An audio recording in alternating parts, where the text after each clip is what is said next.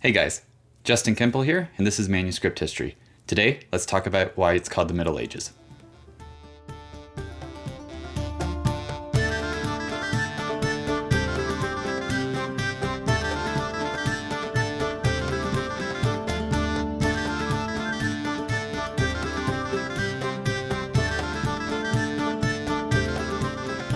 So why is it exactly called the Middle Ages? Who came up with this idea, and why? Now, if you were to go back in time somehow and ask the people living at the time, they would probably be shocked to know that they were supposedly living in the Middle Ages, as obviously no one at the time would have used that term.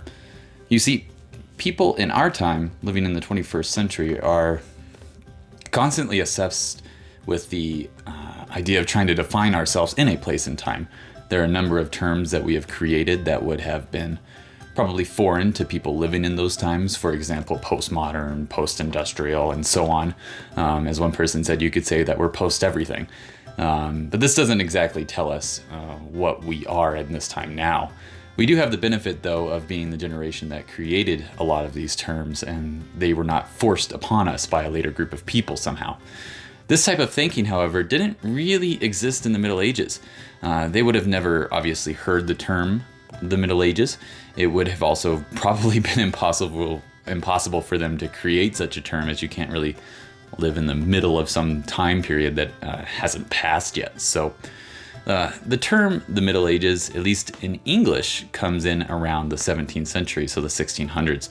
At the time, there are many terms to describe this period, though, so there's a lot of competition, you could say.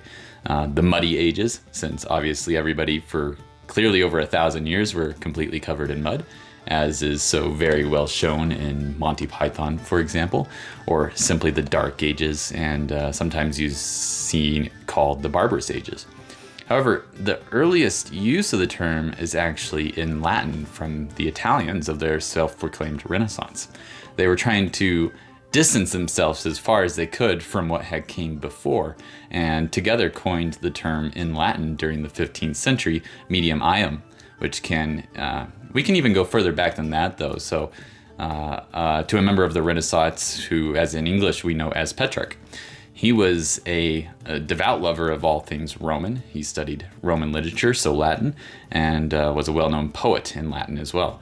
He set out really to, at one point, divide the previous ages of man, and he himself had decided that the reign of the Roman Empire had ended in 410 AD, and everything before 410 AD was a period of greatness and rise, and everything after that was a period of continuous decline.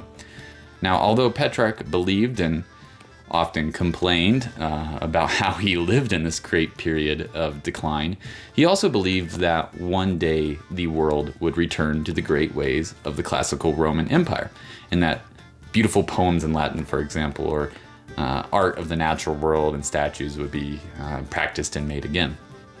Now, Petrarch's followers in the mid-14th century believed that they had actually reached this mythical third age, and they were living in it then, and therefore they were no longer in this period of great decline.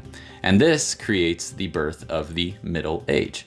Now, Petrarch himself never uses the term the Middle Age, and by his death in 1379, but he did have a term, one that I've mentioned before, and that was the Age of Darkness, or the Dark Ages.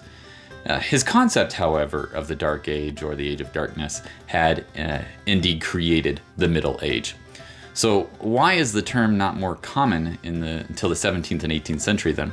Well, there are a number of reasons. Followers of Petrarch hated the Middle Ages, or medium ium as they called it. They all agreed to never study it, for example. They would only study classical literature, Romans, classical history. It's not until later at the Protestant Reformation that historians really start to focus on it more. And the reason they did so was an attempt to prove that the Catholic Church was corrupt. So Protestants of the 16th and 17th century, luckily for us, copied and studied many documents of the Middle Ages that no longer exist today. And that was to find more evidence of corruption against the Catholics. However, the Catholics did the same, to try to prove why the Middle Ages was actually a better time.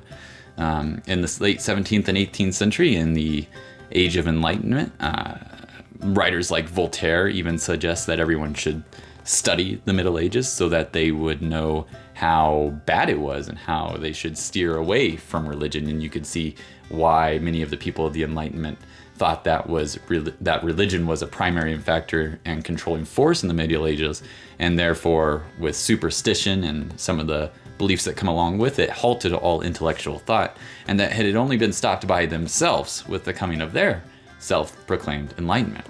Now, I think many people watching this video will probably disagree with a lot of people in the Age of Enlightenment that the Middle Ages was a horrible, horrible time period.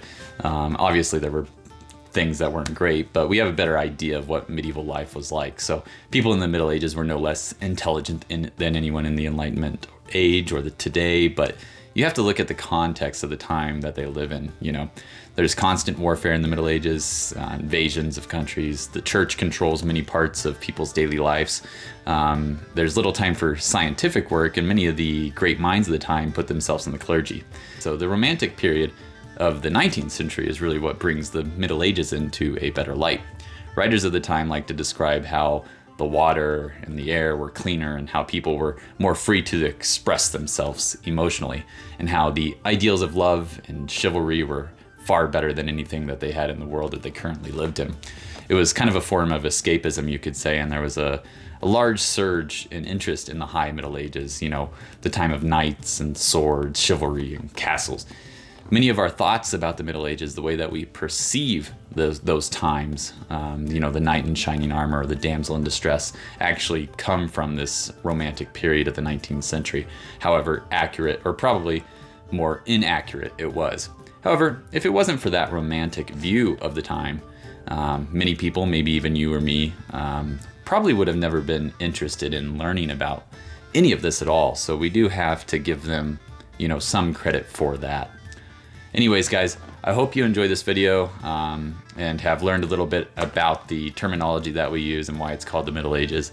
I wanted to make a real quick shout out as well to the Great Courses Plus, where I learned a lot of this information. There's a really good course on the Middle Ages taught by Professor Philip Dayleader. I'm not a sponsor of the Great Courses Plus, just so you know, but it's something that I like to watch on occasion, something that I subscribe to. So if you like the video, once again, guys, hit the like button. And if you're interested in learning more, go ahead and subscribe, and you'll see me again soon. Thanks. Bye.